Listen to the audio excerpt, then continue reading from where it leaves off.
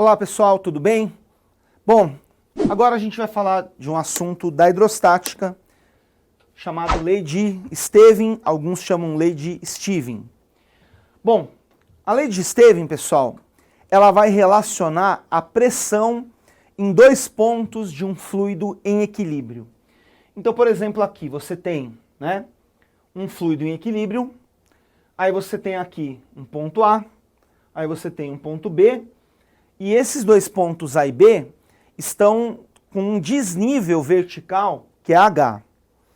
Pois bem, gente, a lei de Stevin, ou Stevin, como você preferir, ela vai dizer para a gente o seguinte, que a pressão no ponto B, que é o ponto mais baixo, será sempre igual à pressão no ponto A, que é o ponto mais alto, mais dGH. Bom, o que é o D? É a densidade do líquido. O que é o G? G é o módulo do campo gravitacional no lugar. Para a maioria das vezes a gente considera que esse G 10 metros por segundo ao quadrado, tá certo? E o H é justamente o quê? O desnível vertical entre os dois pontos. Então, pressão no ponto mais baixo é a pressão no ponto mais alto mais dGH. Densidade do líquido vezes gravidade vezes o quê? O desnível vertical, que é o H.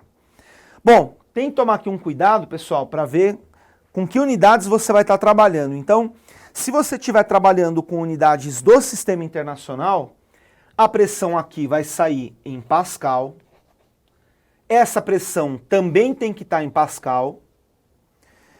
A densidade aqui, em unidades do Sistema Internacional, tem que estar em quilograma por metro cúbico. A gravidade aqui para nós tem que estar em metro por segundo ao quadrado. E essa altura tem que estar em metros. Tá certo?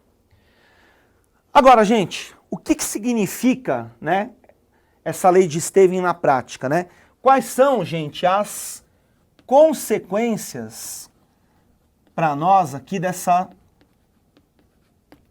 lei de Stevin? Bom, a primeira consequência, pessoal, é a seguinte. A superfície livre de um líquido em equilíbrio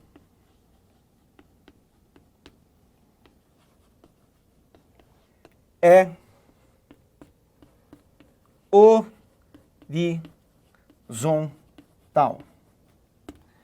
Então, sempre que você pega um líquido em equilíbrio, aliás, eu vou mostrar para vocês um exemplo aqui. Deixa eu pegar aqui uma aguinha, que eu já aproveito e mato minha sede.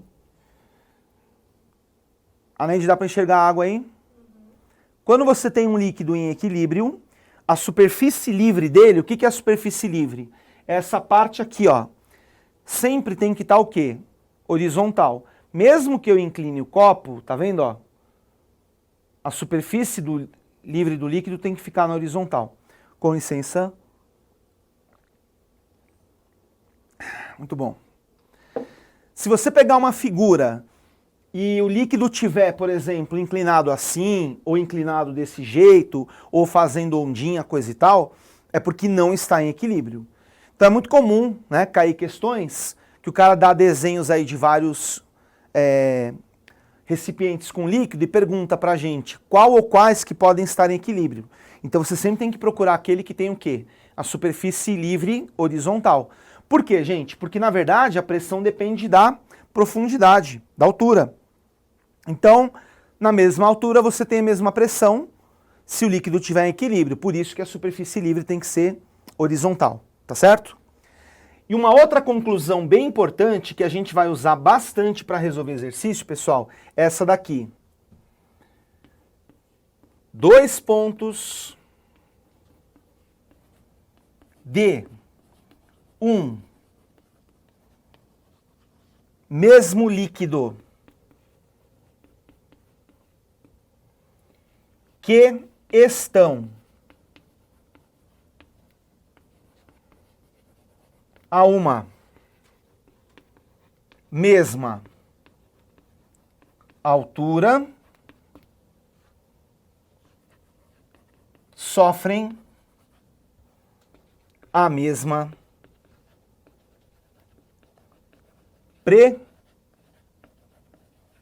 pressão.